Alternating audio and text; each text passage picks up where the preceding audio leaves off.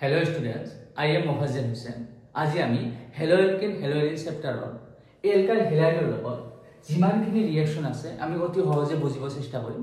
এতিয়া তোমালোকে বৰ্ডত দেখা পাইছা আমাৰ ইয়াত এলকাইল হেলাইড যিটো দিয়া আছে আমি এক্সাম্পল লৈছো আমি ইথাইল ব্ৰমাইড। তো ইয়াৰ লগত যেতিয়া আমাৰ potassium hydroxide, silver cyanide, কেচিএন, silver nitrate এইবিলাক ৰিঅ্যাকশন কৰে আমাৰ এনসাৰটো কেনেকুৱা হ'ব। এতিয়া তোমালোকে দেখি লোৱা যদি আমাৰ নিউক্লিওফিলিক সাবস্টিটিউশন ৰিঅ্যাকশন অৰ্থাৎ একোয়াস পটাছিয়াম হাইড্ৰক্সাইড ইউজ কৰো আমি এনসাৰটো পাই যাম এলকোহল। ইয়াৰ চাই লবা যেটো হেলোজেন আছে লিভিং গ্ৰুপ এটো ৰিমুভ হৈ গনে কি হ'ব ইয়াত OH হ'ব। এটো আমি মনত ৰাখিম।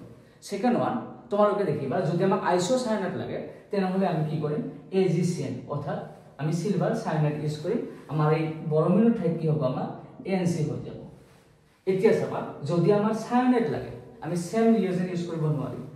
এতিয়া কেচিএন যদি ইউজ কৰো তোমালোকে জানা এটো আমাৰ আয়নিক বন্ড ফৰ্মেশন হৈছে বা এটো আমাৰ কি হৈছে কোভালেন্ট বন্ড ফৰ্মেশন হৈছে সিলভাৰ আৰু সায়ানাইডৰ মাজত।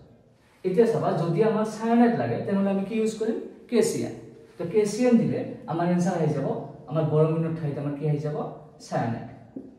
এতিয়া আমি যদি ইচ্ছা কৰো যে নহয় মোক কাৰ্বক্সিলিক এসিড লাগে বা আমাক এমাইড লাগে বা এমাইডো যদি লাগে আমি কনভার্ট কৰিব পাৰিম সহজে যে ইয়াত যদি কেচিএন ইউজ কৰো আমি কি পাম সায়ানাইড পাম। আকৌ আমি হাইড্ৰোলাইসিস কৰিলে বা ডাইলুট HCl যদি দি দিও আমি কি পাম কাৰ্বক্সিলিক এসিড পাম। যদি ৰিডাকশন এজেন্ট ইউজ কৰো আমি কি পাম এমাইড পাই যাম। তোমালোকে জাস্ট খালি গ্ৰুপখিনি ভালদৰে মনত ৰাখিবা যে আমাৰ যেটো হেলোজেন আছে হেলোজেন গ্ৰুপ চেঞ্জ কৰি আমি সায়ানাইড লগালো, সায়ানাইড চেঞ্জ কৰি কাৰ্বক্সিলিক এসিড অৰ আমাৰ কি এমাইড। যদি আমাক ট্ৰিপল বন্ড আমি এলকাইন যেতিয়া লাগিব তোমালোকে মনত ৰাখিবা এটো সোডিয়াম পৰপনাইট। তেতিয়া হলে আমি কি ইউজ কৰিব পাৰি সোডিয়াম পৰপনাইট যদি এলকাইল হেলাইডৰ লগত ইউজ কৰো তেতিয়া হলে আমি কি পাম এলকাইন পাম। তাৰ পিছত চাইলবা যদি আমাক নাইট্ৰজেন লাগে তেতিয়া হলে আমি সিলভাৰ নাইট্ৰেট ইউজ কৰিম।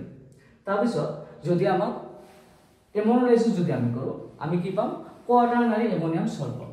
আর যেটো এমোনোলাইসিস এর রিঅ্যাকশনটো দেখাইছো এটো প্রথমে প্রাইমারি মান হ'ব, সেকেন্ড ওয়ান সেকেন্ডারি, তাৰ পিছত টাৰশিয়াৰি, তাৰ পিছত কি হ'ব আমাৰ কোয়াটারনারি এমোনিয়াম সল্ট হৈ যাব।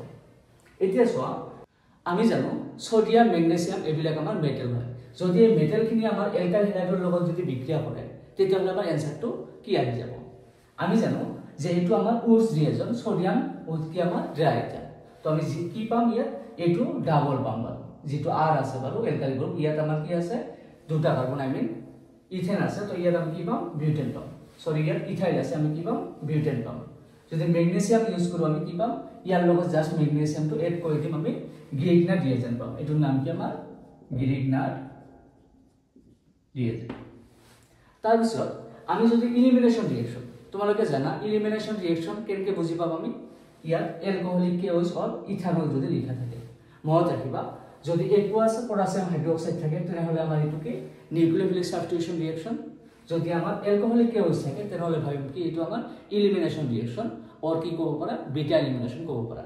যে আমাৰ বিটা যেটো পজিশন আছে ইয়াৰ যেটো দুটা কাৰ্বন আছে ইয়াৰ যেটো আমাৰ হেলোজেন আছে বিটা অবভিয়াসলি এটো হ'ব। ইয়াৰ পৰা এটা হেলোজেন ৰিমুভ কৰি কেনে আমি ইয়াত ডাবল বন্ড বনাই দিছো। তোমালোকে চাই লব পাৰা এটো পালো কি আমি এলকিন।